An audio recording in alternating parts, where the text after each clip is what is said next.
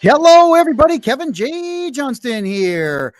This is our newest show, Amazing Dating Advice, where we talk about dating in the modern world and crazy relationships and all the other nutty things that go along with it. This, of course, is a call-in show. If you decide that you do want to have your questions answered, you can always email us. There's the email address in the bottom right corner. If you would like to come into the show, have your face seen, or have your voice heard, do indeed just email me with your contact information. I will jump on the phone with you, or we can give you the link to come into the show and ask your questions. I want to thank you all for being here tonight.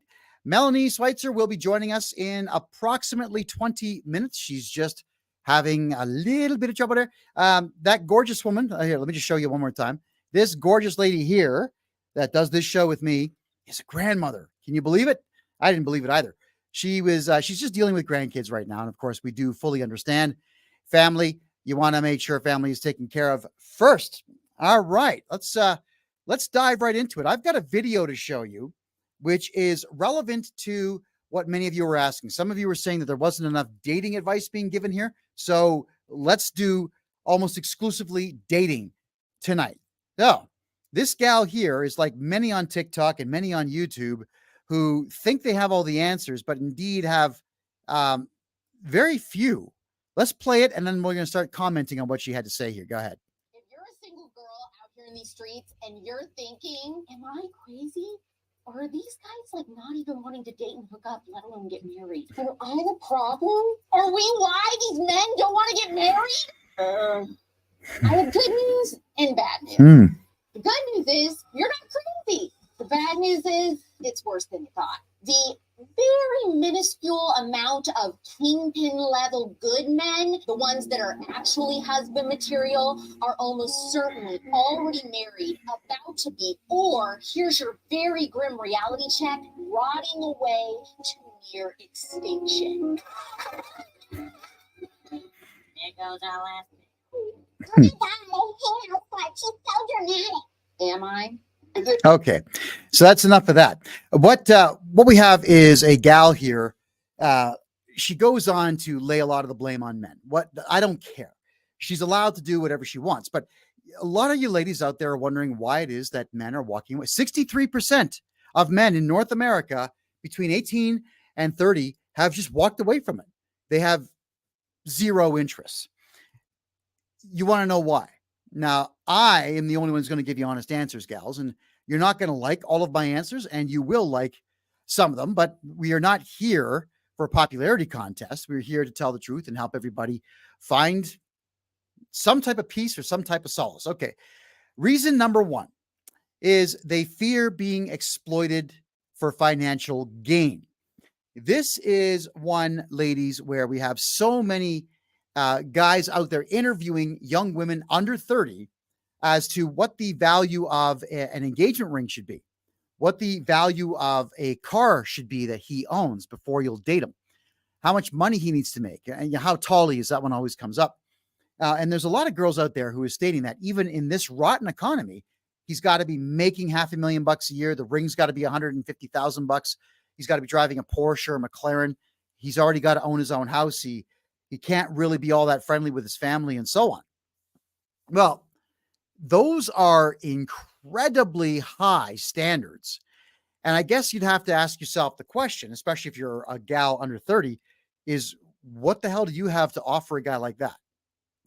So men feel that they're going to be exploited for financial gain because, as we've talked about in previous shows, men will work longer hours. They'll work very dangerous jobs. They'll take all the overtime that they can get. They'll put their money away. They'll save everything they possibly can. And when they meet that special gal, they'll put pretty much everything they have into her. But especially in the United States, this is where it gets really bad, is you get married. Now you're in a contract where half of what you had before you met and half of what you have after you have met or get married, belongs to her. Half, no matter what, half is hers. Well, that's completely and totally unfair. And not too many men out there are appreciating this anymore. And a lot of guys out there are taking advice from men who are in their 40s and 50s, my age, who have been through nasty divorces and lost absolutely everything, including access to their own children. So if you're going to be dating modern women who are in this extremely self-centered society, that's men and women both, by the way, then the chances of you being exploited for your finances and then exploited for alimony afterwards and half of your stuff are incredibly high. Men aren't taking the chance. So they're occupying their time with other endeavors. Next one is toxic femininity. You've all heard the term toxic masculinity. Well, let's talk about toxic women. And the toxic women are the ones who will use every manipulative tactic whatsoever to get what they want from a man. They'll scream, they'll yell, they'll hurl insults. They'll make statements like, if you don't do what I say, I'm going to put myself on Tinder and go get laid. I'll sleep with your friend Mark, whatever it might be. These are excessively toxic traits. But even worse, we covered this, I think, last week, is that there's a lot of women girls under 30 who have their cameras or their phones or or whatever they've got recording arguments with their boyfriends, their husbands, their significant others. And then they're turning around and putting these arguments on social media. That's over the top toxic. Then they'll pull the narcissistic move of blaming him as to why she's angry. Well, I got to cover that one. And this goes to men and women out there, especially if you want to be in the dating game. You are in control of your emotional state. It's not someone else's fault that you got mad and you lost your temper and you're putting your forehead through a window. That's you. So if somebody is disrespecting you, you've got the right to walk away from them. What's the point of getting angry and screaming and yelling at the top of your lungs? That's toxic behavior. But North America, we have convinced our young ladies they don't need men. Men are useless. Get what you can from him. And having a really high body count is a good thing. Like the feminist movement out there has been convincing young ladies they should have 20 or 30 sexual partners before they buckle down and get married. Any guy who would accept a woman who's had 30 sexual partners, especially with no condoms and whatnot, in the past, is really no man. That would be a beta male that she will be taking advantage of because there won't be any masculinity or self-confidence in a guy like that. And it's really sad, but it's also at the same time really true. And that's the last thing that I would like to see is weak men being taken advantage of that way, which is why I keep telling men, guys, go to the gym, build your vocabulary up, take cold showers, do whatever it takes to toughen up, because there's a lot of toxic women out there. And that is the education system, Hollywood, and the feminist movement making them toxic.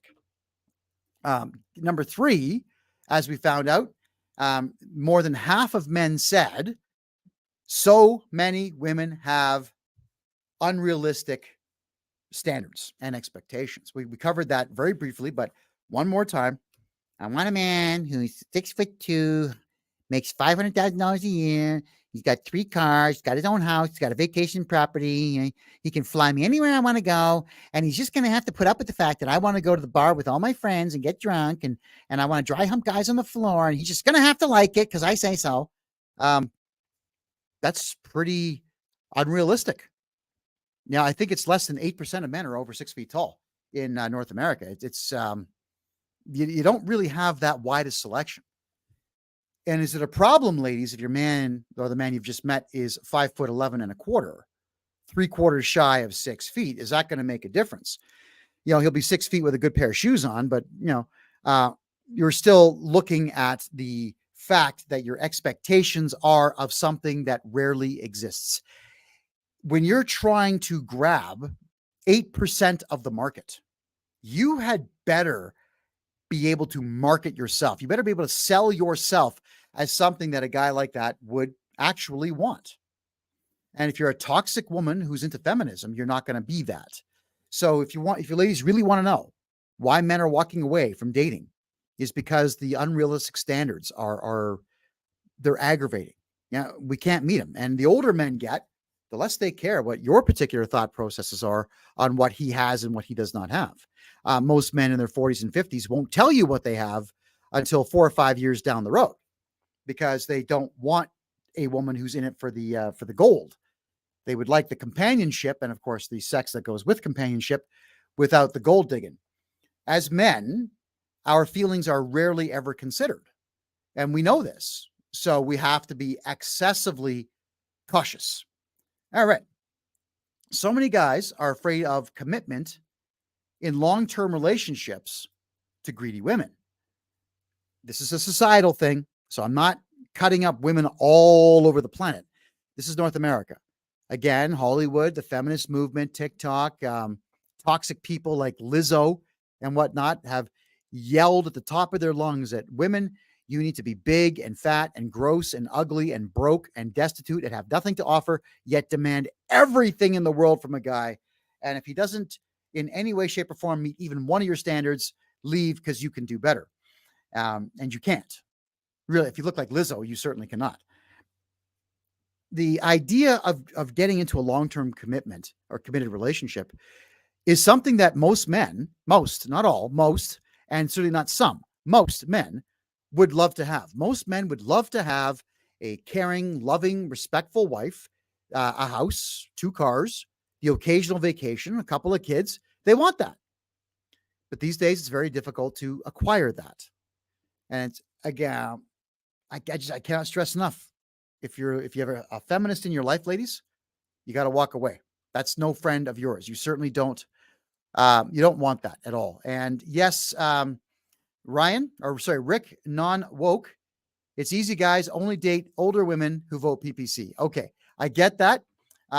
When I was in my teens and my 20s, I typically dated women over 30 because the conversation was better. It was a lot more interesting, stimulating.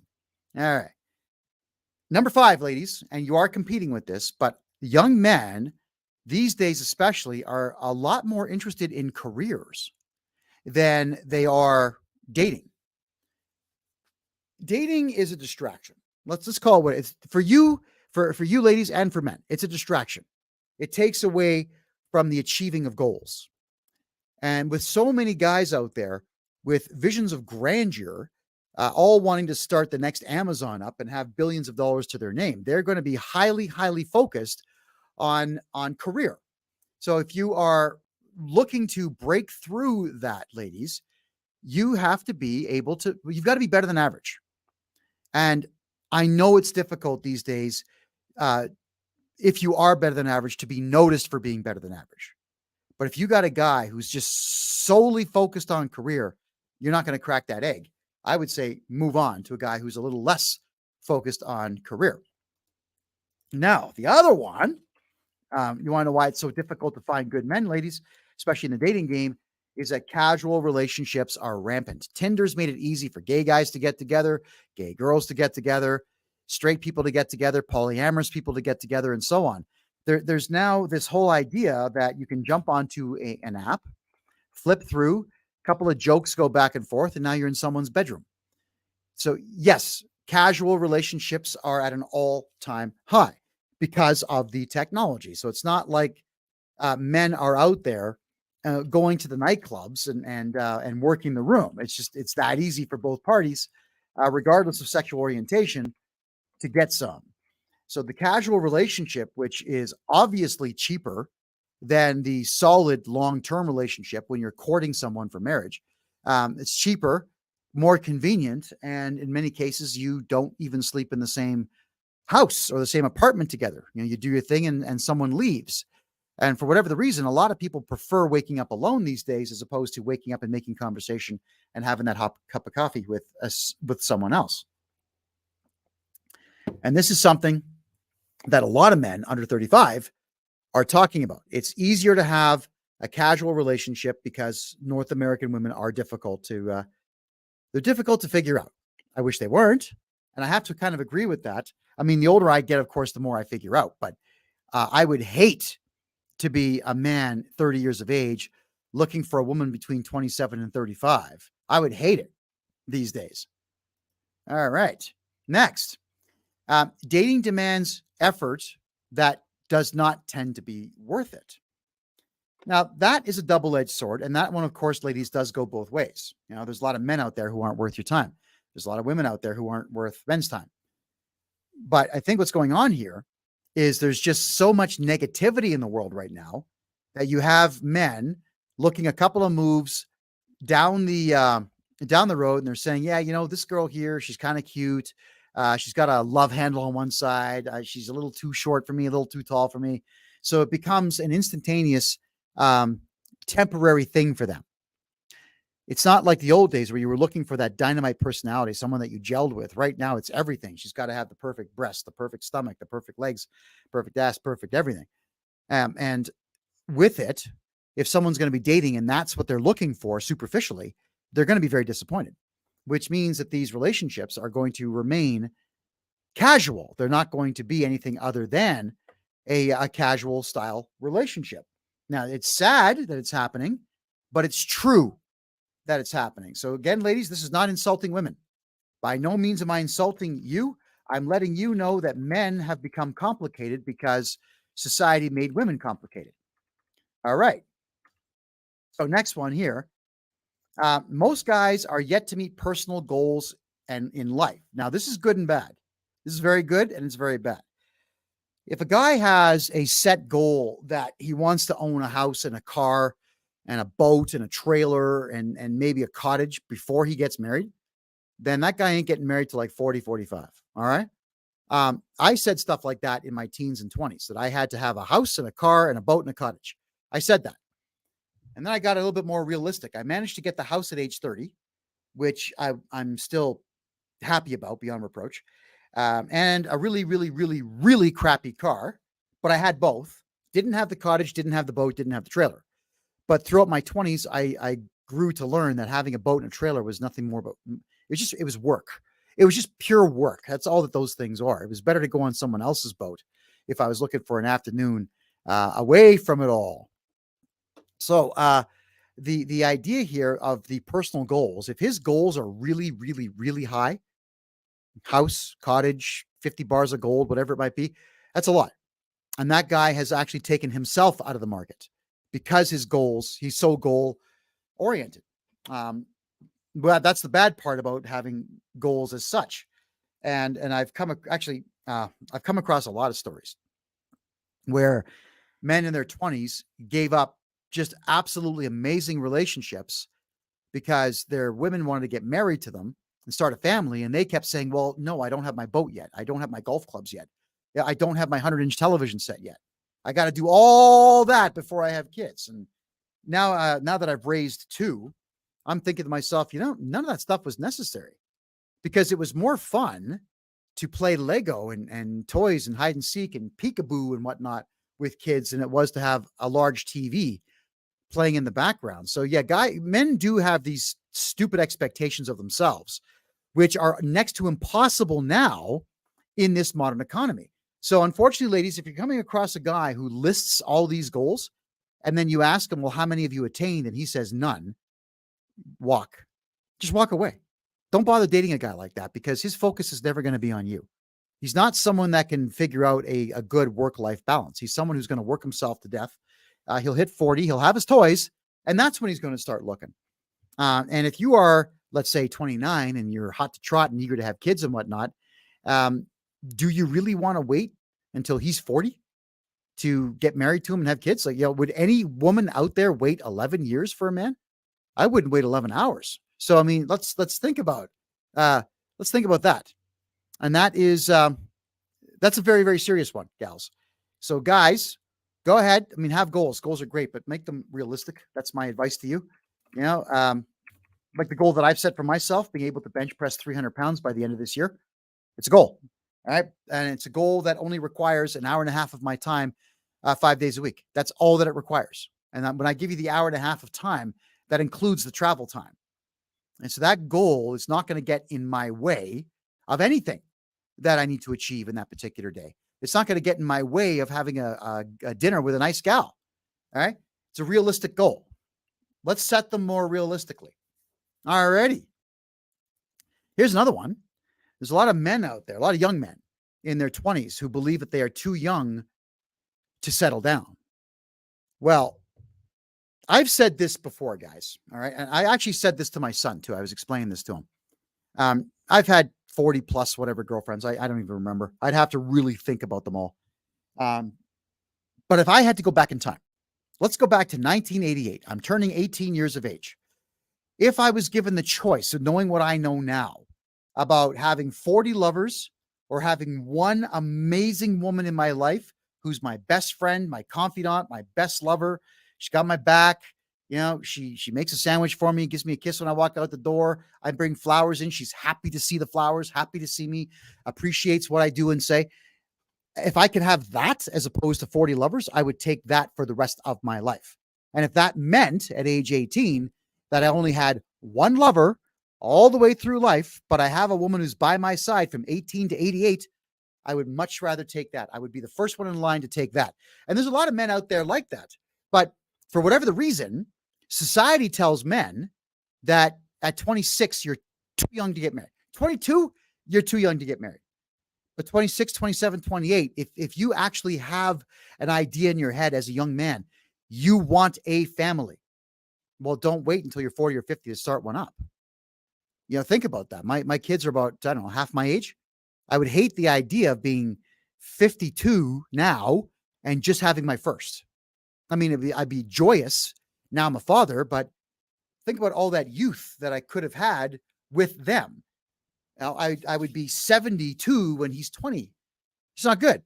All right. So, guys, you're never too old to settle down with the right girl.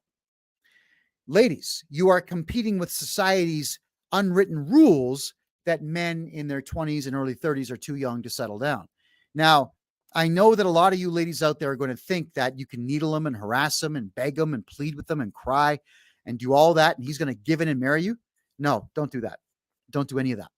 He's going to walk.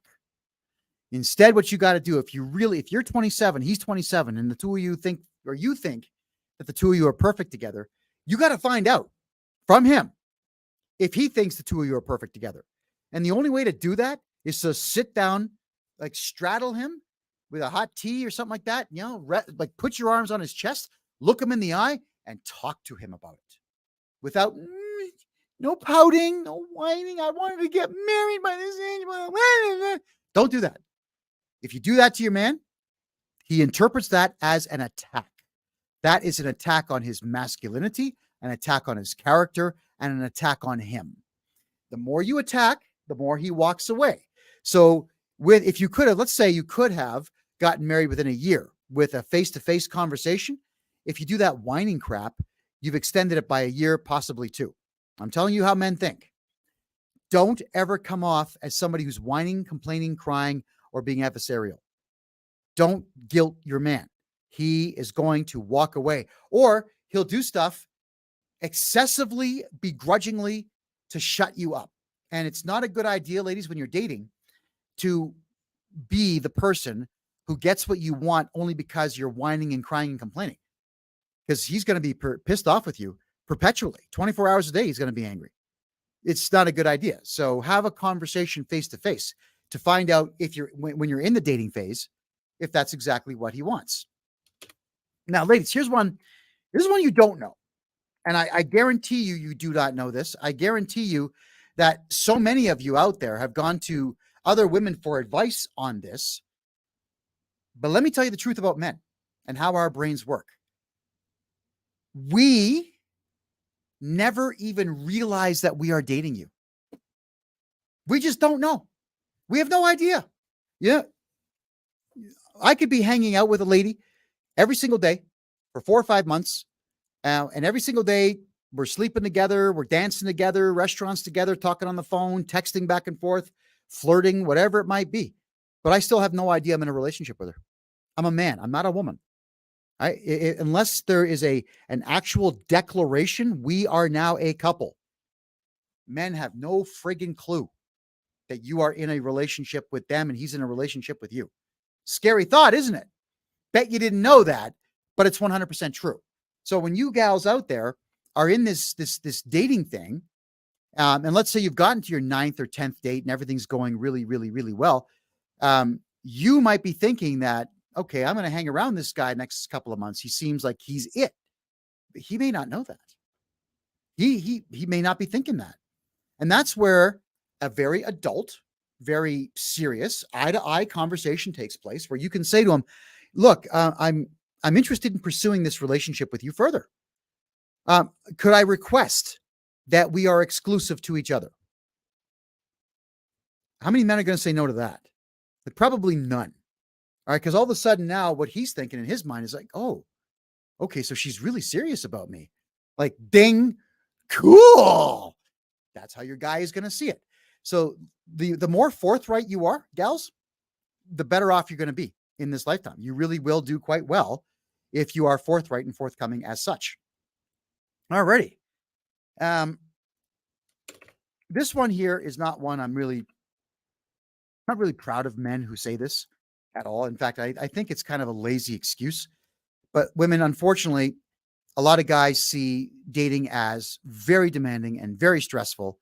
And with all the stimulus that they have out there, Hulu, Netflix, Crave, Prime, video games, and with all of the vintage arcade bars and restaurants opening up all over the place and all the virtual reality shops, the vaping shops, like there's just so many things to distract himself with. So a lot of men under 30 will say like, yeah, it's really stressful and it's really demanding. Those are the chicken shits. Pardon my French. They're the cowards. If you come across a guy like that who says, oh, it's just so stressful, that's not a man. It's not a man. That's a beta cuck. Walk away. Find a man who does not make stupid excuses as such. And I'm telling you, the excuse thing, the difference really between the successful man and the unsuccessful man is that the successful and unsuccessful man both have the same problems in life. The successful guy just doesn't give a crap. He doesn't care. He's not going to make an excuse. Let's say the unsuccessful guy and the successful guy in this example both had abusive fathers and mothers who took off on them, and they've been through 9 different relationships, and all these women stole from them and beat them and threw stuff at them and so on. Now, the unsuccessful guy is going to say, well, I'm not going to go on any dates because it's so stressful and I've been hurt so many times. And the successful guy will say, yeah, okay, I came across 9 bitches. My old man was an idiot. But next, I'm ready to meet the next one. I'm ready to take on the world. You want to find men like that in your life who, or in the dating game especially, who do not make excuses. Excuses in dating are pretty ridiculous. Making stuff up like, my car doesn't work. Like conveniently 30 minutes before date time, guy, your car doesn't work. You couldn't have tested it earlier in the day. It was fine yesterday and the day before, but now, or the other excuses that guys will make, because what probably happened here is some other stimulus has come up and he wants to go and do that because it's more fun. So he'll make up an excuse. Guys, if you make a date with a gal, go. Ladies, if a man breaks 2 dates on you, walk away. That's representative of who he is, what he is, and what he will be all the way through your relationship. Dan, just walk from a guy like that, period. And the same thing, guys, if you come across a lady who's going to be out there booking times with you and then not showing up, or booking dates with you and canceling them, especially on the phone and text, that is just so callous, cold, and cruel. You got to walk. People who don't keep dates or keep commitments are not someone who can keep a serious commitment. If they can't commit to just having a cup of coffee for an hour, they can't commit to raising children. They can't commit to a wedding date and inviting everybody and putting up with the stress of a wedding, which I'll never do again. You got to walk away from people like this. My advice to everybody is make a date, keep the date. And if something does come up, like, I don't know, car insurance gets canceled or somebody is sick or whatnot, and you can't drive the 22, 25, 90 kilometers it takes to get this date to happen, then do a Zoom date. Both you can pour a glass of wine in your own places and talk to each other, but with the camera on, with no other stimulus. So, like, don't be on the phone like as you're doing the Zoom call with them. Look into the camera, look at them on the screen. You can do these things. Or, if your dinner date gets canceled at a restaurant because, I don't know, the restaurant has flooding or a fire or a terrorist attack, then have a cup of tea at a tea house somewhere else. Don't just rely on the fact that something came up and you're going to accept that as the termination of that particular date. Find an alternative. For me, if a woman breaks a date with me, but tells me in the same conversation or the same sentence that I've got to break our date for 8:30 because this came up, but I'll be there by 1. Okay, I accept. And if she actually shows up between 10 to 1 and 10 after 1, I'm ecstatic. So there's nothing wrong with moving things around if you have to, but don't just break a date. Break a date, reschedule, keep the rescheduled date. Men and women, both of you do that. Okay, here's the last one as to why men tend to not be in the dating game. Why 63% of men in North America under the age of 30 are single and they're doing it by choice. They're not dating by choice. The present day unwritten regulations and norms are not comprehensible by men and too harsh for men. I'm going to explain that one because that's a complicated one. The girl I was dating named Stephanie. I was new to the dating game. I liked her a lot when I was 18. And I would look at her with, I guess, I don't know, like puppy love in my eyes. And she would say to me, why do you have to look at me so serious? Like, I mean, it's okay to be serious, but not too serious. You're so serious when you look at me. Don't be serious like that. That's what it sounds like. What does it mean to look at somebody seriously, but don't look at me too seriously, but still be serious? What the hell is that?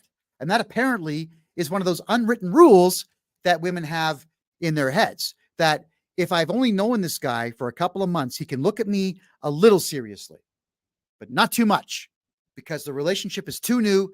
Otherwise, he's creepy. And guess who's here to make some commentary on point number 13? Melanie Switzer, everybody. Melanie, what I just said there, you got to take it from here. What's the deal with this nonsense? These unwritten rules as men that we have to navigate. Go ahead. Well, yeah, it is true that typically we have certain ideas and certain standards in our minds already, and I guess that's where it would be helpful for you guys to be mind readers, but you're usually not. Actually, most of the time, you probably just need a big old 2x4 because you don't even get subtleties. But yeah, we're guilty of that. I will admit that, and I guess the only thing I could suggest is that as women, we need to communicate more clearly or be more specific so that you guys are aware of what we're expecting. Yeah, and not pissed off and confused and ready to just walk out the friggin' door. And that's it's one of those unwritten rules of dating or I guess women or society that men can't navigate. And we need someone to hold our hands through this stuff because it's hard. It's frustrating. It's annoying. It doesn't make any sense. So Melanie, you're looking at me all serious. Like, could you tone it down just a little bit? I like it when you look at me seriously, but not so serious. Because Okay. Right, I'm feeling uncomfortable right now. Okay. We've only known each other a very short time. Like, just stop it. Like, what would you think if you heard that? I would think this guy needs some therapy. Yeah. I thought she needed therapy too when I first heard that kind of thing. But yeah, it's the Me Too movement. That's a problem. There's a lot of really nasty gals on the internet right now who are tweeting things out like, it's nice to know in our society that if I hate a man, I can make up some lie that he raped me 30 years ago and his life is destroyed. How do men navigate that? Wow. Think That about it. happens. Yeah, that Yep. does happen, and it's super unfortunate. Actually, I have zero respect for women that would falsely accuse anyone of that sort of thing, because that can be devastating and life changing for someone. It's not cool at all. No, not one bit. So anyway, there's 13 reasons why young men have walked away from dating in North America. Now, again, this is not me insulting women. This is me making a commentary on society, which really is not as decent as it used to be. And the dating game obviously is far more difficult today than it ever was in the past. So I want to address some questions here now. Really? This is in the really? Andrea Plant. Do I even want to read this? Kevin, you talk so much about your butt muscles, but you never showed us your butt. Will you put your money where your mouth is? Well, what does that mean? You want me to moon you on this show? well, I would say butt with clothes on, they might want to see, you know. Well, I do have pictures, obviously, because I've been trying to explain to some people what hamstrings are. The hamstring muscle is one that people don't seem to understand. I know that hamstrings, I used to think that they were actually tendons. I didn't know that they were muscles until maybe about 10, 15 years ago. But no, tell you what, Andrea, no, not for free. Okay. You see the email address there at the bottom. You can do a donation, $50. We'll raise $50 tonight, and I'll show you the photograph that I would have to then download from this phone. And even then, I'll think about it. My Lord. Thank you, though. You might get a date out of it. You never know. You probably with a guy. Yeah. All right. So Gord is asking a question here. Oh no, not that one. This one. Are going to the movies on the first few dates a good thing or a bad thing? I personally would refrain from that every single time until you get to know them. First off, the movie you might go to sucks. Like Hollywood sucks today. And if you pick the movie, it looks bad on you. Number two, how do you have a conversation with the person to get to know them? I don't want to sit and cram popcorn in my mouth when I should be having a conversation like what Melanie and I are doing right now. I'd rather look the person directly in the eye and get to know them. So I would say movies, 10th date. That's how far I would push it. I would rather go axe throwing, walking, swimming. I don't know, go to the bar and throw some darts, play a game of pool, I don't know, Scrabble. There's a good one. Nothing wrong with that. But no, Gord, I would say stay away from movies for the first 10. Mel, your thoughts? I would actually agree with you on this, unless you're extremely awkward with conversation at the start. So I guess if that's a date that you find you might feel more comfortable going on, then that's okay. But I think generally for most of us women, we actually do want to get to know you. So doing something where you could have conversation as part of the date would be ideal. I think, yeah. Okay. So how many dates should you go on before you go to the movies? I'd say 6. Okay. So I said 10, you said 6. The average is 8. There you are. The consensus is in 8 dates before you spend time watching movies. However, I think it would be reasonable. This is my thought process only. I think it would be reasonable to watch a movie at one of your apartments or one of your places on about the 5th date. Now, but you kind of have to sell it. I mean, there's set movies that I just don't want to watch. I mean, romantic stuff is crap. Except there's one really, really, really good romantic movie out there that I recommend everybody watch to get an idea as to how to tell a proper romantic story. And that's called The American President. It's with Michael Douglas and with the good-looking chick with the short hair, Annette Bening, where the president is a widower and he meets a lobbyist, and the two of them hit it off, and all the trials and tribulations of a relationship having to be started as the president of the United States with the press breathing down your neck. It's very well written. And even though I hate Rob Reiner, he's a leftist idiot, he still made a good movie. So we'll give him that. Gord also wanted to make this comment. In 2009, I met a girl on Plenty of Fish, and she wanted me to take on her mega medical needs, in turn offering sex. Oh. Well, I don't know. What would the medical needs be? I can't imagine wanting to shave a woman's armpits for sex. I can't imagine wanting to drain pustules and whatnot on her back or forehead or whatnot in exchange for sex. I can't imagine doing anything medical for anybody in exchange for sex. That would be like a real turn off. Completely. If we're talking about blood and pus and things like that, ooh, no thanks. I'm out. Melanie? I'm almost wondering if it was a financial need, taking care of medical financial bills, in which case, I actually think my heart kind of would feel bad for her if she feels the need to offer her body in exchange for funds. I mean, you're basically prostituting yourself at that point. So that's kind of sad. Yeah, I think that's very odd. Well, I would highly recommend to walk away from that person as quickly as you possibly can. I don't know if anybody watching the show right now has read my favorite book, which is called The 48 Laws of Power. And one of the laws in there is to avoid the unhappy and the unlucky, avoid them at all costs. And the reason being is that they will drag you down into their world as opposed to building up your world. And anybody you're involved with should be building you up as opposed to ripping you down. So, Gord, I feel sorry for you on that one, man. That's not something I've ever encountered. I've encountered a lot of women that say, hey, can you buy me a drink? Or, hey, can you buy me dinner? Or, hey, can you do something for free that costs you lots of money? I've had lots of that, to which, of course, my answer is always no. And my favorite one, Mel, I actually put this in my book. My favorite one is when good-looking girls who know they're good-looking, they decide that they want to, what's the word? They want to sting you. They want to scam you in some way. All right. There was a bar in Toronto called the Barracuda. It was the coolest nightclub I'd ever been to. It was an old warehouse that had cranes inside.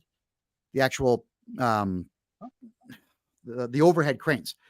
As a result of the overhead cranes, there were catwalks all over the place. So this bar had an indoor volleyball court, beach volleyball, dance floor, casual lounge. And on the top floor, it had air hockey tables everywhere, a couple of pool tables, and you could pay $5 and take a bunch of shots with an orange hockey ball on a street hockey goalie. And if you scored, you got a ticket to win a prize. So usually it was a bottle of liquor. All right. That you had to drink in the place, by the way. Cool place. And this gorgeous drop dead gorgeous 6'2" chick comes over to me. She's really cut, really fit, tight pants, all kinds of makeup, a little bit of sparkles in the makeup. And she goes, hi, how are you? Like straight to me. Now, I got 3 of my friends with me who are all taller than I am. Why is she coming to me, the guy who's only 5'6"? I'm thinking right off the hop, this bitch wants something, man. She wants something. She goes, do you play air hockey? I said, no, I've never heard of it. So she says, I'll play air hockey for a drink. So what, if I win, you buy me a drink? Is that how it works? Yeah. Okay, I'm in. I didn't tell her that I used to gamble on air hockey. I paid for college and I paid for my first car gambling on air hockey. I'm very good at air hockey. It's one of my favorite games on the planet. So I smoked her 7-0 because that's the maximum number of goals in air hockey. Like, you're an asshole. It's like every profane word known to man. Said, yeah, but you made a deal. I got witnesses. All right. I'll take a bloody Caesar. So she gets me the drink and she's all pissed off. And my buddy Chris comes over and says, man, you're so stupid. You're so stupid, man. Like, you should have let her win. You can take her home if you let her win. Like where's that written down? That's not a law. That chick wants to drink for free all night. You know what? Tell you what, you play her, you let her win. You look like an idiot. You buy her a drink. Let me see if you go home with her, please. So he plays, he loses, he buys her a drink. She talks to him for about 30 seconds and she leaves. I'm wise to this game. That fool and his money are soon parted. No. When women challenge me to something, I put my solid all out effort into it. The only time I don't put my effort into things is when I'm playing sports against toddlers, in which case they always win. All right. But there we go. So let me ask you this. This is my question to you. With the story I've just told you, and with the number of women who do this, could I ask you, why do women do this? Why do they want to appear like complete tramps and cheap whores for free drinks? Yeah. Well, let me hear honest answer. Most women that do that just want to know that they still got it and that they can still do it. That's it. That's it. That's saves you money, and then you go home thinking, yeah, milkshake still brings the boys to the yard. So yeah, but this chick was like in her 20s, so she wasn't over the hill where she had to prove things to herself. Being over the hill. No, but it seems like the younger women are, the more insecure they are. So yeah, it makes them feel good to know. I don't know, Mel. I'm meeting a lot of women over 50 who are terribly insecure. Oh, I'm meeting a lot. Oh, that's unfortunate. That's too bad. Well, yeah, but I'm just I think I know why, and it's because they know they can't have kids, so anymore. So their value would be less to men looking to have families, but like not every man who's on the open market's looking to have kids anymore. Right. And that's Yeah, the truth. I never thought of that. I guess that could be part of the reason.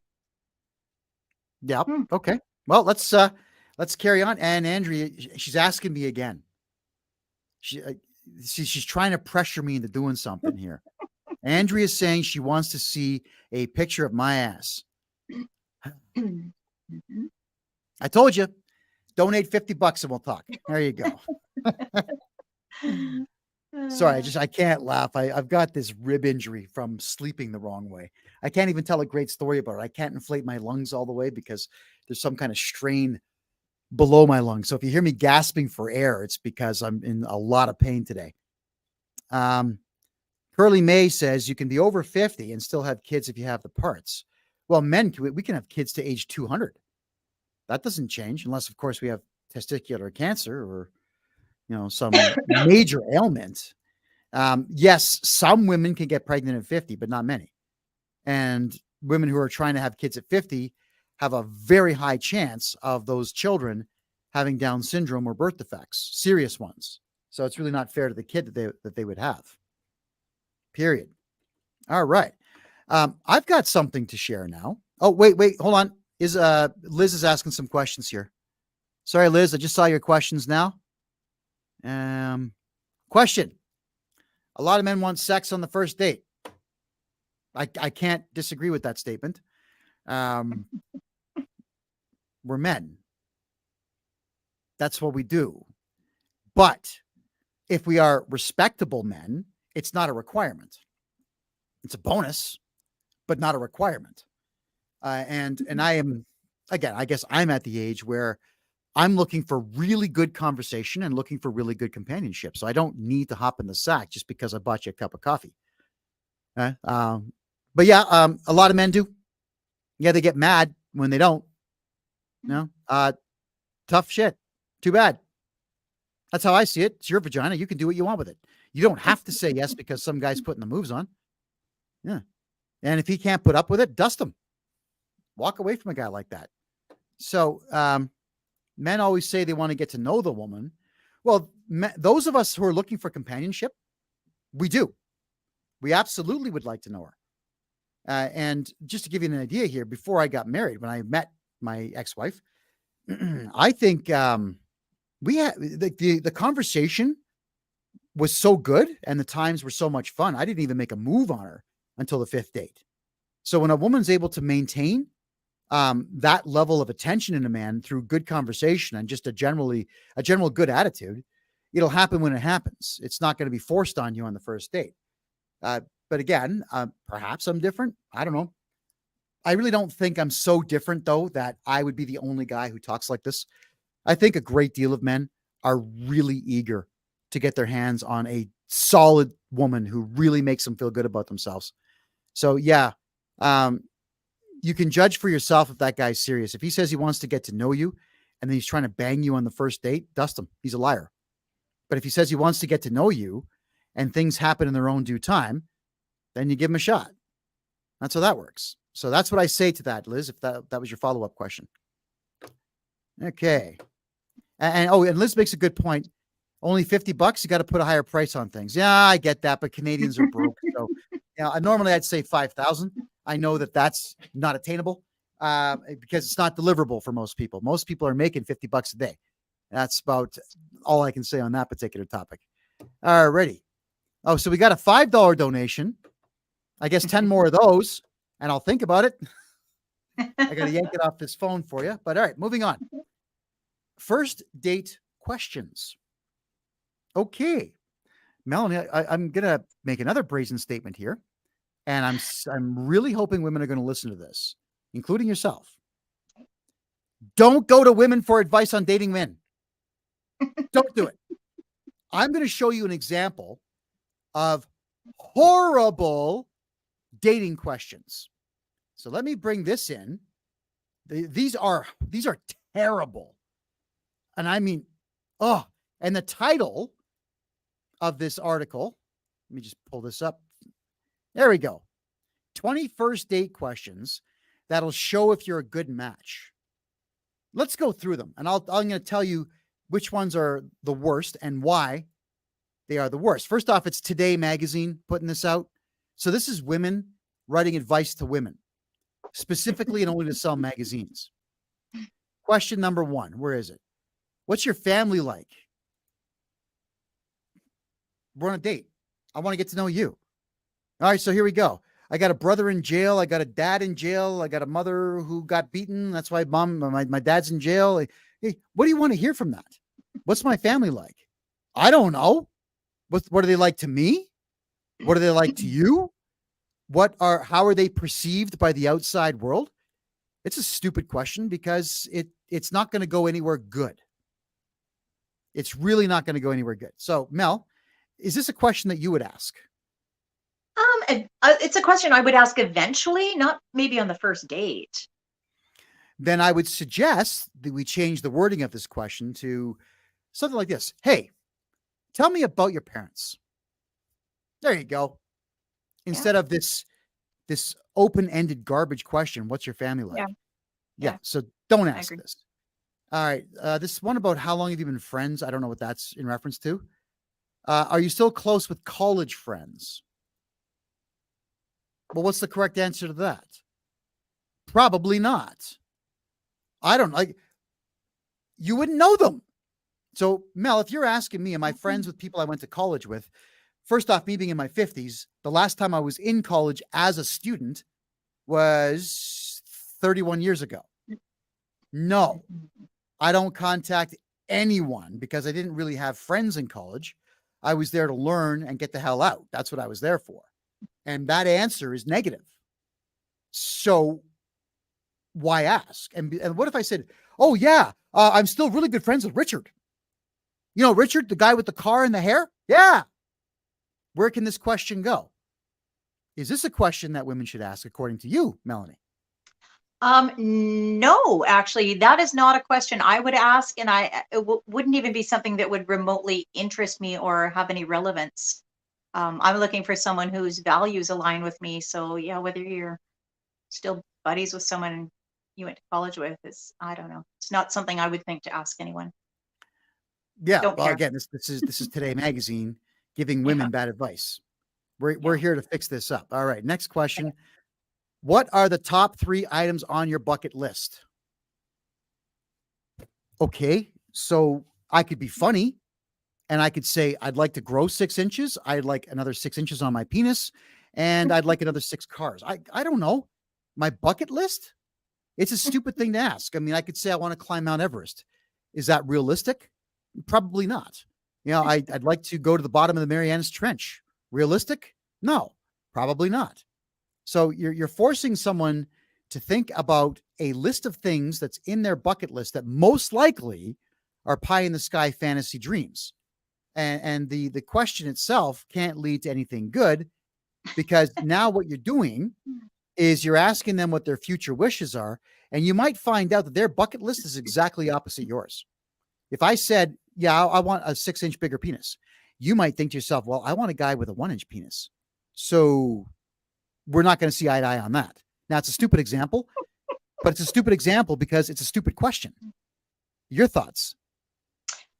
I'd be more inclined to ask something like, where would you like to travel that you haven't traveled before? There's a good question. You know, something First like one that. I would say, Tokyo, Osaka, Moscow. 3 cities I really want to see. Boom. And then that could lead into, why would you like to go to Moscow?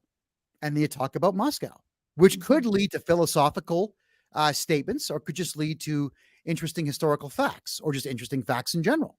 Yeah. Yeah, Mel, that's a perfect question.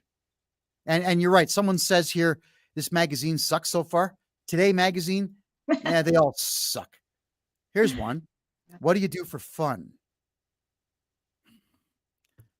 That's not so bad. Play hockey, I play soccer, I play lacrosse, occasionally video games if I'm in pain or I'm trying to fall asleep. The occasional nightclub, jogging, walking. I could give you a list of a mile long. So what do I do for fun is too broad. How about this one? Name your 2 favorite activities. That, to me, makes sense. Let's get your thoughts. Yeah, I like 2 favorite activities, but I don't necessarily think the original question was a bad one. That's actually the only one I've liked so far in this article. Mhm. Okay. But it's too broad. It is That pretty broad, but it's I mean, broad. sometimes it is, if you're with somebody who likes to talk and the conversation flows easily, then they'll give you something to talk about for a long time. So there's that. Okay. So my retort would just be to be more specific. Yeah, Yeah. nothing wrong Tell with me it. 2 things you really enjoy. What are 2 things you do to entertain yourself? Yeah, Bingo. And yeah. guys, don't say masturbation. That's the wrongest possible answer. Okay. Just don't. Even if you're trying to be funny, don't. Yeah. We Trust me. already know. We already know that's one of the answers. So yeah. But yeah. So yeah, find 2 others. Okay. There we are. Then the other one we had is this is really stupid. If you had to donate money to a charity, which charity and why? What is this? Would you ever ask this question of a man you're trying to court? No, no, no. Holy jeez. No. Like, oh, here's a question. Name 3 charities. I bet you can't do it. How would I know what Oh, I want to donate to? right. Oh my Don't gosh. ask that question, ladies. We It's should rewrite the article. I think we need yeah, to. no, we absolutely should. Well, we're telling you what not to ask. All right, next one. What did you do this past weekend? Again, in dating, you're getting to know each other. Well, I went to the beach with Rick and Steve, and then we met over with Paul. And Paul's car blew up. You know Paul, right? The guy that's got the blue car. No, you're not going to know anything. You're going to have 0 point of reference to what this guy is talking about. So, ladies, I would say don't ask this question. Ask something flirtatious instead. Hey, how would you show me a good time on the weekend? Your Oh, thoughts? yeah, that's an interesting question. I wouldn't mind answering that one. I think you could ask, did you do anything fun on the weekend? That's a bit too Also. broad because the answer is Oh. yes. Next question. So I can't even laugh. This hurts. No, it's too broad. I think the point that I really want to make here, Melanie, is that we need you lovely, lovely ladies out there to be more specific when you're asking questions. Broad stuff sucks because then you're talking like a lawyer. And I hate all lawyers. right. Yeah. Right, you There you do. go. Curly, this one's okay. Curly, what are your plans for the weekend or next weekend? But if you're on a date with someone, if you're hitting it off, you want to try to incorporate yourself into the person's future thought processes. So, what would you do? Where would you take me on a date on the weekend? Like, make it more encompassing because it is so much more interesting to converse about that. Okay.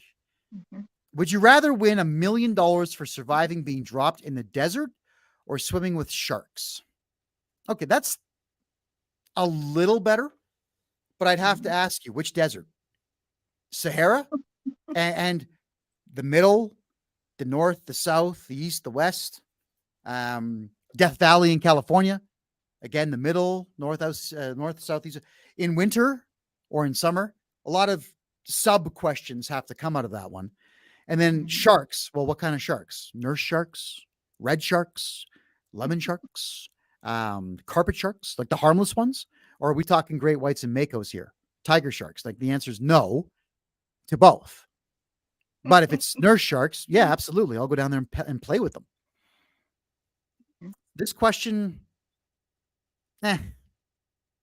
Yeah, I think it's silly. it's kind of lame. Yeah. Yeah, I think it's really silly. I can't imagine earning respect asking this question.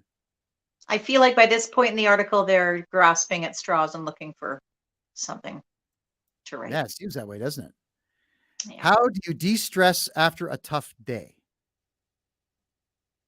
I Oh, call my buddy Steven because he's a comedian. He's funny. You know Steven. No, you don't know Steven. Okay. I pour myself a hot cup of coffee and crash on the couch for half an hour. Better not say that because women do not like it when a man is sleeping on the couch. I don't know why that is, but I would never say that I'm going to chill on the couch. Cannot give that in. Men, do not ever tell a woman that you like to crash on the couch from time to time. Right? Because time to time to you could mean once a year, but time to her is every single day when she comes home. You'll be sleeping on the couch. And a man sleeping on a couch is a crime against humanity. Now, why is that, Melanie?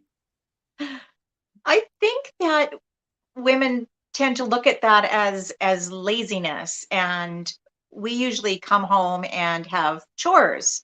So it is kind of annoying. Like I was married to one. He would literally spend all of his time from the time he got off work and came in the door until he went to bed, aside from sitting down and eating dinner, he would spend it on the couch, either watching TV, video gaming, or napping. And meanwhile, I come home and I prep supper and I cook supper and I serve supper and then I clean up after supper. And yeah, I pretty much don't stop until 9 o'clock. Yet he's just sitting there having a great old time relaxing. So Okay. I think that's what it is. That sucks. And my father was like that, but it wasn't a couch. He had his favorite chair, a chair that was given to him by some friend of his back in 1968. And even though he wore the arms out of it, he wore everything out of it, he still had the chair. For him, it was television all night. Come upstairs for dinner, put his dish in the sink, back downstairs in front of the TV. Yeah. And my mother later in life, she told me that, oh, he was so lazy. I just wanted to go out once a week. Thinking, oh, okay. Well, when I hit my 30s, Ma, why didn't you tell me that? I would have taken you somewhere, anywhere, bowling alley, casino, somewhere. But I get what you're saying. And my mother waited until she was in her 60s to pipe up about it. No. Not the right time to pipe up about it. No. But here's one. I did live with my last girlfriend before I got married. So this is back in 1999 to 2000. And there were 3 separate times where I started my days early, like between 4 and 5 in the morning. They were long, hard, rotten days. Got home, boom, put on a stupid movie, crashed on the couch. She came home screaming at the top of her lungs about me being irresponsible and I'm sleeping on the couch again. Now, I was dating this girl for about a year. 3 times this happened. I slept on the couch. In her mind, it was every single day. And it was extremely debilitating. Naturally, it drove me away from her. Naturally, it hurt the relationship immensely. And eventually I told her to get out, get the F out of my house. I'm done. We are done. This is over. Can't do this anymore. So what would cause a woman to do that, considering that her view on reality was excessively skewed? Go ahead. What would cause a woman to do that?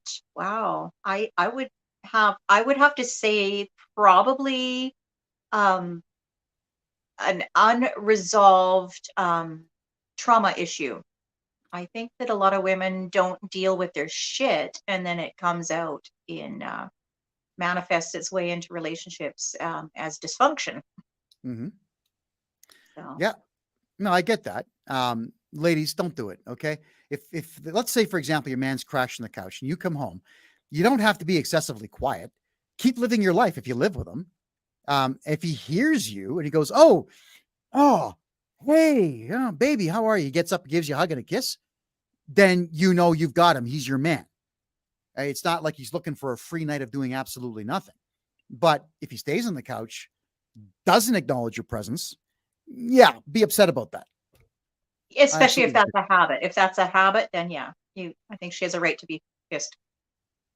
Excellent. Okay. And Liz is asking about sharing the chores. Is it okay for it to be 50-50? It's never going to be 50-50. When I was married, there were some weeks it was 100% me because she was sick.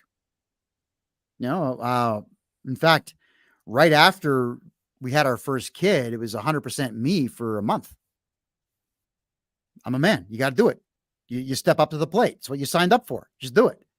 And then there were times it was 100% her because, I was snowboarding that day. So it's just how it is. It's going to be 20-80. It's going to be 70-30. It's going to be 60-40. It's going to be 51.5 sometimes. No, it's never going to be 50-50.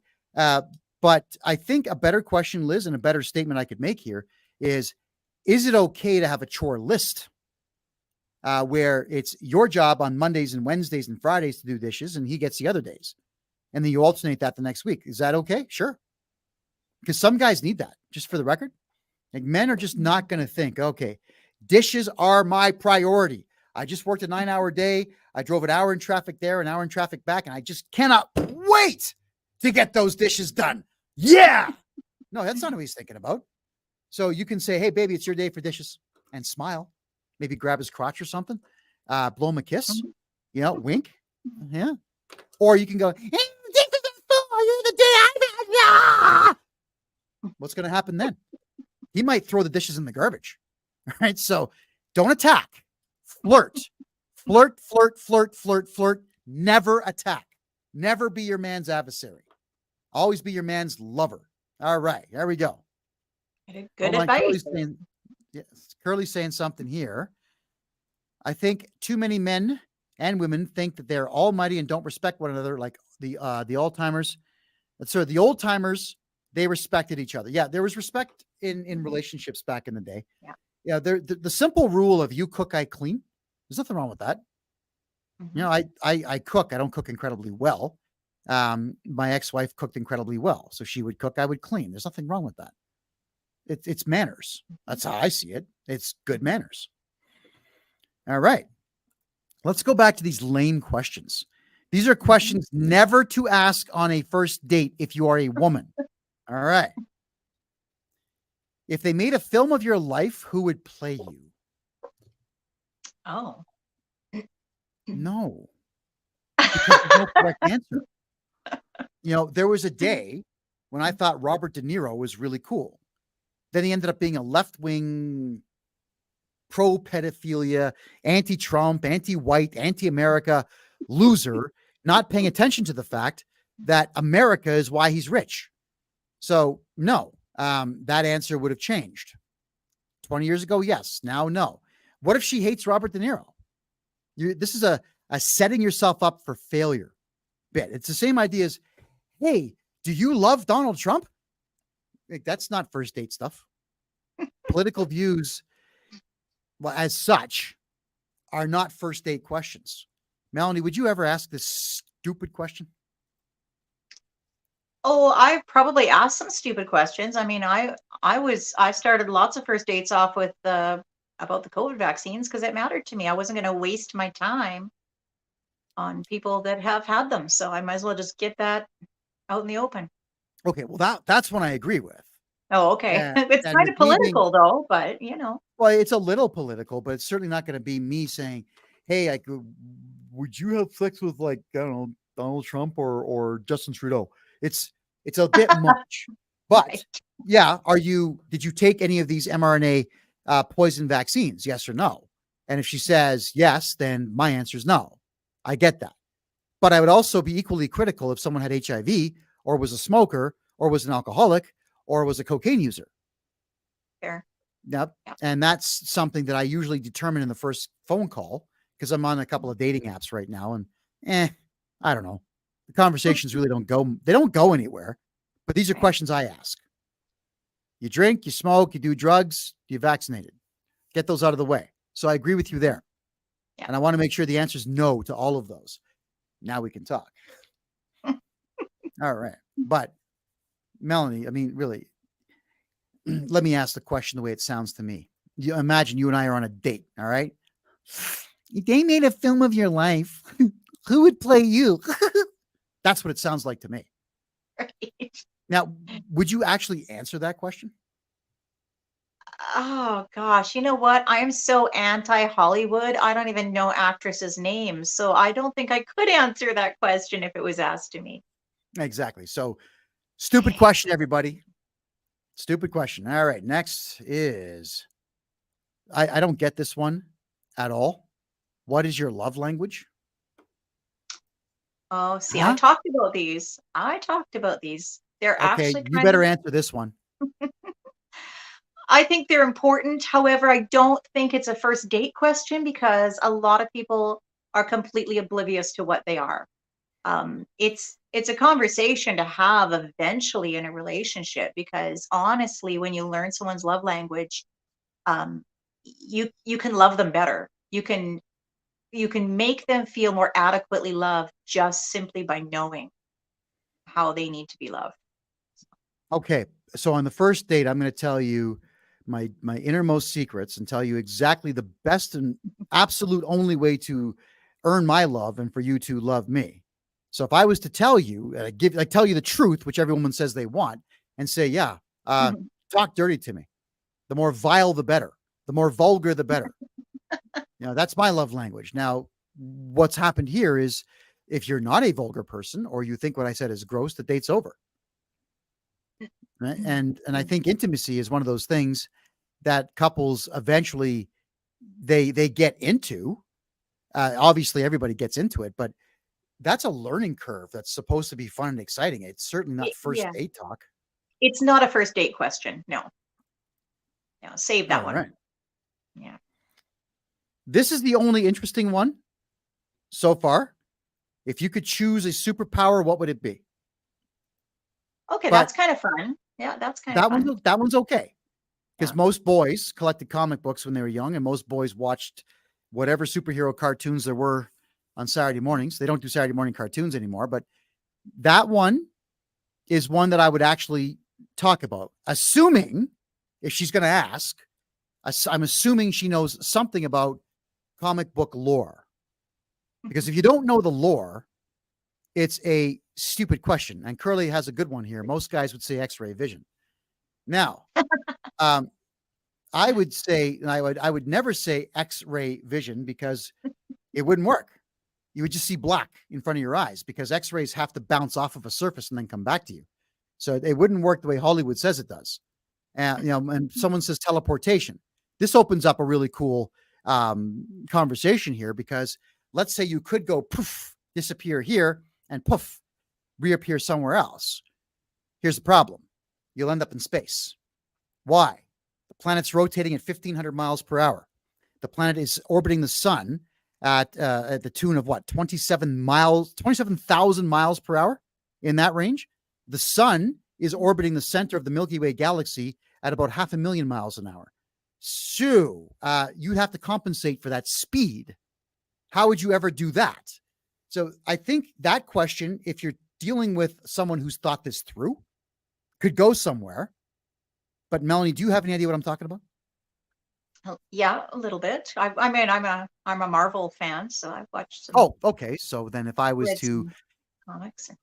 Okay, so then I would, knowing that you know Marvel, in the teleportation thing I just explained to you, that would be me telling you that Nightcrawler would be the only one that I would go with because he doesn't actually have to teleport from one place to another. He can stay wrapped up in another dimension until it's time for him to pop out. So that dimension opening can be anywhere. And I'm assuming that dimension follows the Earth's speeding through the galaxy and the universe. I assume. So I guess we could make it not a debate, but bouncing ideas back and forth. Yeah. It's cool. Yes. Okay. Maybe we can get everybody in there. This is the only question I've liked so far because it could lead to a longer conversation.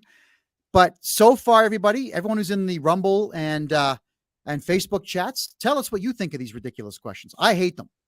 Tell us what you think. By all means. All right. Here's another stupid one. What is your guilty pleasure? Sex. I'm a man. Jesus, what a stupid question that is. My God, I don't know. For me, it's coffee and chocolate. Sex, coffee, chocolate. Repeat. More. I wouldn't ask this question. Never. I would never ask a woman this question. Especially a first date question. I mean, that might be something that comes up eventually, but yeah. I don't know. Mel, would you ask this question? I would not. Maybe eventually if you're looking for things to talk about, but first date, no, that wouldn't be on my list. Okay, so any ladies out there that want to date me, sex, coffee, and chocolate. There you go. Don't bother asking because it's a really stupid question. All right. If you had to redo 1 year of your life over, which one would it be and why? Oh. If they were thinking too hard to make this article, or seriously. I wouldn't. I don't regret any decisions that I've made at all. Zero. Mm-hmm. They've led me down pathways that were both good and bad. I'm the man I am today because of my mistakes. There's not a single solitary year that I would ever live over. And I think this kind of question is stupid. Now, but if Mel, if you asked that and I just gave the answer to you that I delivered right here, where I wouldn't, there's not a single year that I would live over. Mhm. Would you accept that as an answer, or would you accept that as me dodging you? Because that is an answer. That's my answer. Go ahead. I would accept that as an answer. Yeah. But would you ask Quite. that question? I would not actually ask that question. Yeah. I think it's There you dumb. go. So far, I've only liked 2 of these questions. What are we at? Like 12? 2 out of 12? What are we at so far? That was question number 14. Oh, wow. Question 15. What's your hidden talent? That's See, a the problem with like, what's your hidden talent is, does that mean a talent that you haven't discovered yet? Is that what that means? Or is or this a one that talent that you you make keep money on the hidden side with your from. talent? Go ahead. Well, I feel like it's a talent you keep hidden from most people because it's strange. So that's a very Oh, risque question. okay. And again, not to be a pig about it, but cunnilingus is mine, man. Like, I'm the best at it. I like the best of the best of the best. There's no one better. It's not even a hidden talent. Now it's public. So it's a stupid question. It wouldn't go anywhere. Yeah. It would actually probably elicit a one-word answer. So, ladies, that question sucks Yeah. too. It does. Yeah, Agreed. it does. Yeah. This is more like a fat woman in 1975 asking the question, who doesn't have anything going on in her life. What's the most memorable place that you have visited? I don't know. For me, this question has come up a few times, and you know me, I'm honest. So the most memorable for me was my time in the war zone in Myanmar, but it's a depressing story. You know, I don't want to talk about me having to look at dead bodies as a journalist. So what do? Do I lie and say, oh yeah, Florida? Do I what do I do here? Do I lie or do I tell the truth? Always tell the truth. Oh, there we go. So the truth is going to lead to me discussing stuff that's less than laudable. However, it's not a terrible question, but it's not I really would it's not I first would date material. change, yeah, no, I would change it slightly though, and I would say, um, out of all the places you've been or traveled to, what's your favorite? That's what I would ask instead of Yeah, the memorable, you know? much better. Ask Yeah. that one. Never mind this article. Okay. Check this one out. Would you tell someone if you knew their partner was cheating on them? This is not first date material No, definitely not. at all. No. Because now what's going to happen here is, again, if I want to be honest, let's say that it's my best buddy in the whole world, the guy that pulled me out of a burning car, or the guy that pulled me out of a crashing airplane. You know, and he's cheating on his wife that I can't stand. I hate her. I hate her guts. And I know he's cheating. And I know this because he's doing it in the backseat of my car while I'm driving. No, I'm not going to tell her that. But I'm not going to answer that question on the first date. Don't ask that question, ladies. That is a stupid question. It's Mel, terrible. your thoughts? Yeah, that is not a first date question at all. Okay. This one's horrible too. Ready? How did you find the pandemic? Oh gosh. You could be funny about it and say, I found it when I was looking for my socks under my bed. So by lifting the covers, I found it. It's dumb. How did I find the pandemic? I have to tell the truth and say, there was no pandemic. Your thoughts? Yeah, I would have probably said, "Oh, you mean the plandemic?" Yeah, I would have probably corrected them. The scamdemic, I don't know. Yeah. That's a Is this, terrible question. is this a Again, first date question? no, no. There we go. All right. What are you most proud of? Okay, that's not so bad. All right. Me. Yeah, I was told today on my TikTok live that I'm really in love with myself. It's not that I'm really in love with myself, but I certainly have a lot of self-love. There's a difference between the two. So what am I Yeah. most proud of? Me. I've made some pretty interesting decisions which has led my life to be a little more interesting than the average. But what would that mean to the person asking the question? They would have no point of reference. Yeah. Your thoughts? Would you Yeah. ask this question? I don't know if I don't think I would ask it, but I think I've been asked it. And oh yeah, I think there's some really predictable answers to that question, though. I'm pretty sure a lot of people would say kids, career, things like that. I think when I was asked that question, one of the things I'm most proud of is my first self-titled CD that I recorded in 2004. So that would have been my answer, because that was Okay. a labor of love, and it was nice to see it finally come into fruition and be a tangible item that paid off. So all that hard work paid off. So So it's not a horrible question, but not it's also horrible. not great. It's not great. It's not. Yeah, it's not great, because I think a lot of the answers to a lot of people would be very predictable. Oh, very. I think 9 Proud. times out of 10, we'd very Yeah. much be able to predict the answer. Yeah. Top 2 answers, I bet, would be my kids or my career, my success. Probably. Last one. So what are our next steps? No, no, no, no, no, no, no, no, Oh. no, no. Women, do not take advice from women on how to talk to men. Yeah. It's not good. No. You know what you say? The end of the date? I like you. Can we do this again tomorrow? Ta-da. That'll get your man's attention, or the man's attention. Melanie, what should a man say? He shouldn't say that. What should he No. say? What are our next steps? Yeah, no, that's terrible. That sounds very planny and a little bit creepy. But like you said, I enjoyed this. We should do it again, or can we do it again? I think that's the perfect segue or ending to your interview, your date interview. It is an interview. It Dating, is. it's a job interview.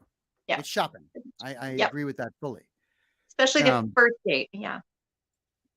But I want to encourage all the ladies watching this show to be far more direct in your language. You cannot leave anything open-ended. And one more thing, don't ever freaking say maybe. Whoa, that's horrible. Yeah, because I know that maybe, with the smile and the twirling hair, I know that means yes, but only if you charm me with the exact sentence I want to hear in the exact tone in which I want to hear it. That's what that means. You know what that means to me? This chick's an idiot and I'm gone. That's what it means. So that maybe crap, I'm gone. I like yes and I like no. I don't like no as much as I like yes, but at least I know where I stand when I'm getting the answer. So women, no maybe. Be definitive. If he asks, would you care to join me for dinner? 6 p.m. Sunday. Say yes or say no. Let me check my calendar. Don't say that. It's rude, because he knows you're full of shit. Yes or no? Period. Or if you're going to check your calendar, I'm going to call you in 15 minutes and let you know if I'm free. And then call within 15 minutes. But one thing I have noticed, Melanie, is that I've never been able to get women to keep their deals. This has been a very big problem for me and a lot of men that I know. A lot of, even with their wives, you make a deal and women go back on it thinking that I guess as men, we're just supposed to put up with it. And we will for a short while. And then after a while, we'll give up. And then we might even get rude about it, saying, you know what, just piss off. Really, I don't like you. Just go the fuck away. Just get lost. And this has happened. I mean, I've told many of my girlfriends that same thing, where I don't get straight answers. We make deals and she breaks them. She'll blame me for whatever her particular emotional state is and so on. And I put up with it, as men we do. But then I get to the breaking point. Now, I don't lash out with screaming and yelling and whatnot, but I do say, yeah, this evening's over. I'll see you in a couple of days, maybe, and walk. I've got too much self-respect to be putting up with that kind of nonsense. And ladies, it is nonsense. And that's how you make enemies, not friends. Just so you know. So in the dating game, Melanie, maybe you know this, maybe you don't. Answer the question. Melanie, here's the test I do. You can tell me if you like this or not. Quite frankly, I don't care, but I'm going to tell you anyway. When I'm on a date with a woman and I'm questioning in my mind, can this person go a day without driving me nuts? I'll ask the question. What color is the table? Melanie, what color is my shirt? It's black. Thank you. Do you know how many times I've been unable to get an answer? Like, Oh, what do you wow. mean? What do you mean? We're sitting at a table. What color is the table? I don't know. Okay, I'll try this one more time. What effing color is the effing table? Hey, I'm not sure. Like, it's brown. The answer is brown. It's a brown wooden table. You can't answer that simple question. You will never get along with me, and vice versa. We're done. I got to go. I can't handle that. So answer his questions. I mean, if they're really personal and you don't want to answer them, that's fine. Your bra size or your PIN number, that's not his business until you decide that is after the relationship begins in some particular stable way. Yeah. But if you can't tell the guy what color the table is, conversation's over, especially with me. Answer the question and you'll do a lot better in life. That's fair. Yeah. Curly May, hold on. That goes both ways, not just one way. Well, yeah, I agree. Yeah. I would tell all the ladies out there, if you got some guy that can't tell you what color the table is, he's an idiot. Yeah. Walk. Get up and walk. And quickly, too, because he's stupid. So there we go. We've now learned that Today Magazine and any other women's magazine or any other media targeted at women is absolutely incorrect in everything that it says. Never go to advice from about men from women. Unfortunately, what happens, gals, a lot of you go out and you get advice from women, and these women tend to be lonely and angry and a little bit feminist. And their answer to everything is, I'll break up with them. And the answer to that a lot of therapists give, especially if they're women, marriage counselors and therapists, yeah, he's not the right guy for you. He doesn't respect you. Break up with him. Divorce him. You're going to get a lot of that. So don't go to women for advice. Go to a man for advice. I'm serious about this. God, because I'm proud of this. I saved a couple of my female friends' marriages. I gave them advice. Like, they came to me telling me what their friends told them. I said, your friends are morons. They're not your friends. They're angry that you have something they don't have. Like, subsequently, I did ask, out of curiosity, and subsequently, were these women that you went to advice on your marriage married? No. And there you go. Right off the hop. Wrongest people in the world to go to. Yeah. So in the dating game or the relationship game, don't get advice from women about men. But it's okay for men to get women or advice about women from women. That's okay. Yeah. Because you'll probably get a correcter answer that way, especially if the woman you're asking knows you're not trying to get in her pants and you're trying to get in someone else's. So she'll help you be away from her. Right? Am I right or wrong? Yeah. Yeah. Yeah. There we are. Why. And I think that also should go both ways. If men want advice on women, yeah, go to a woman. Don't go to your buddies. Oh, yeah. Yeah. Guys, because I know a lot of times you're frustrated. You don't know what to do about arguments and whatnot in your relationship. You go to your buddies. What are your buddies going to say? Yeah, dump the bitch, man. Let's get out of here. Go to the bowling alley. Let's go to the strip joint. That's the answer. Everyone's answer is walk away from your problems. That's everybody's answer. And if that is the solution that they're offering you after just one sentence that you've told them, they don't know the story. They don't know what's at risk. Are there kids involved? I bet they didn't ask. Is there an inheritance involved? I bet they didn't ask. Is there a real problem going on health-wise or mental health-wise? They didn't ask. They just said, oh, yeah, you should be strong, independent woman. Break up with them. Get rid of them. Divorce them. Don't do that. Yeah. Okay. So I'm wondering if we got our point across. I certainly hope that we have. And Jason is calling us a train wreck. Jason, is that the show in general, or is that the article that I was reading? Let us know in the comments below. And no, we did not meet the donation amount tonight. So sorry, ladies, or sorry, Andrea. I'm not going to show you a picture of my ass. There you go. So we said $50 minimum.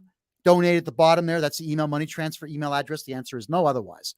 There you go. You got to have standards. So I'm not giving it away for free. How does that sound? Done. Yeah. All right. So we're running short on time here, Melanie. I know that both you and I do have to go early tonight. Were there any concluding statements you wanted to make on tonight's dating advice?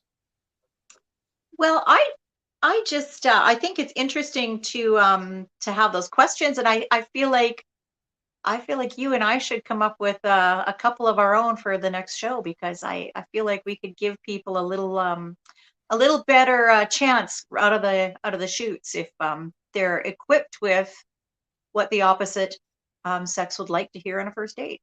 So maybe we should kind of compile our own little 5 top questions that a guy should ask a woman and a woman should ask a guy. Man, I'd really have to think about every question I've ever asked. I mean, I know which questions not to ask. I can tell you guys in the next show which ones got drinks thrown on me, and which ones got them stepping up and walking out the door. I mean, I've had a couple times. I've had 2 drinks tossed in my face, and I've had at least 3 women walk out of the restaurant without paying their tab. That's the part that pissed me off the most.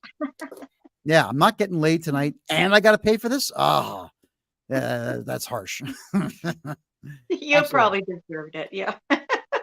Oh, I'm sure I deserve some of it. Maybe not all, but I'm sure I deserve some of it. Yeah, that's a very good idea. Actually, Curly makes a good point. Staying together and family is more important than anything else. Yeah, it is. It's certainly more important than any of the negative opinions being thrown at you by friends of yours who are jealous of you. Yeah. Those opinions they're not even opinions. That's just someone being a complete ass. And if you've got friends who are so willing to hurt you that they'll lie to you about what the possibilities are of saving your marriage, then they're not your friends. You got to dust them. You know what, ladies, here's a test. Mel, you can tell me if you think I'm right or wrong here. This is a test that women could do. They can talk to their husband and say, hey, I would like to test and see which one of my female friends are actually friends. So work with me here. Let's fake an argument, or I'll just tell them that you and I have been arguing for the last month and a half, and that I'm not happy, and let's see the advice they give. And your husband says, yeah, I can't wait to see which one of your friends are nuts. Yeah, sure. Like, that would be cool. And then proceed to lie to your friends about having marriage troubles and see what their solutions are, and see how many of them say, oh yeah, divorce his ass. I never liked him anyway. Like, just let's see how often that happens. Your thoughts, Melanie? Ooh, yeah, that's risky. You might learn some things about your friends you wished you hadn't if you have that little experiment. I don't know. That's a risk. But if you're really wanting to know, I guess that's one way to do it. It's just a suggestion. I wouldn't say do it, but I'm suggesting about the possibility of one day considering it. You know, but yeah, I mean, like, stressful situations and situations of extreme emotion are the ones that teach us the most about the people in our personal lives. This COVID crap taught me which members of my family were retards, which ones were cowards, which ones were callous. Taught me who my friends were and who they weren't. I can tell you that right now. I lost friends out of it. But we're talking about people that would just bark at me at the top of their lungs saying, what happened to you? You used to be such a cool guy. Why don't you get a needle? Mate, what? Somehow getting needles I don't need is cool? Next, you're going to tell me putting a line of cocaine up my nose is cool. I mean, you had to drink beer at a party when you were 17 to be cool. And then you would puke your guts out in the backyard. It wasn't so cool then. And that's the problem. So I think maybe finding out who your real friends are is not necessarily a bad suggestion. Okay. And I'm not sure I fully understand that comment, Curly. But yeah, I mean, everything depends on the situation. Is it abusive or not? But I mean, what we're talking about here today is we certainly don't want to be giving advice to people that hurts them or their children or their families. And here we are talking about dating tonight, because we don't want you asking stupid questions that are going to blow the date for you. And so we are offering suggestions to keep things just a little bit more palatable for yourself and everybody else around you, including your date. All right. Melanie, do you have anything else to add? I just want to add that I think on when we're dating and you're starting to get to know each other, you definitely, I think it's wise to think out those questions because you don't want to waste too much time. And I think by the third date, you'll know whether that person has potential or not. So it might take at least that. I mean, sometimes you know by the first date that there absolutely is no potential. But I think we should definitely consider which questions we're asking because you don't want to invest a bunch of time in someone or have them invest a bunch of time in you if it's not going to go anywhere. So No, I agree with that statement fully. Yes. yeah, And that's so wise. like, Think about the questions and have them prepared. Maybe. well, the older we get, I think the more we know what to ask and what not to ask. And the older we get, the more we know exactly to a T what we want and what we don't want and what we'll tolerate and what we won't. And there are things that people will do on the first, second, and third dates that will indicate that right away. Yeah. And if they're doing egregious things that you cannot stand on date number 3, then there is no potential. Yes. So, walk, but be polite about it. You don't Yeah. have to say, yeah, I despise you. You're stupid. You're an idiot. Just, hey, listen, thank you for the time. I don't see a future in this, but I wish you all the best. Exactly. Be nice, be polite, Yeah. be a man about it, Exactly. or be Yeah. a woman And about let's just avoid the female woke magazine articles. Let's avoid those because it. clearly Yeah, they're stay not away from helpful. Today magazine. Yeah. Not helpful. Yeah, all of them. Stay away from every single women's magazine out there. Shoo. Wow. So, Andrea, I'm going to disappoint you this evening. Nobody donated $50. No one gets to see a shot of my ass, even though I don't necessarily think that everybody wants to see it. That might just be you. But communicate with me on my website, kevinjjohnston.ca, and perhaps we'll talk and perhaps we won't. It's all perhaps. I'm not committing to a damn thing. How does that sound? I sound like a chick now, don't I? I'll think about it. Maybe. I'll think about it. I'll think about thinking about it. There we go. Melanie, a pleasure as always. Thanks for being here. Yeah, you're welcome. All right. We'll see you next week. Take care. Have a good week. You too. That's Melanie Switzer, everybody. And this is the Dating Advice Show. That's every Thursday, 7 p.m. Mountain Time, 6 p.m. Eastern Time. If you have any questions, there's the email address right down there below. Always send your questions over. I'll address every question that comes in. And if you have any statements you want to make, or if you want to be a guest on the show, again, email me all your contact information to the email address below. That is it for now, everybody. We will see you all in a week. Have a great night.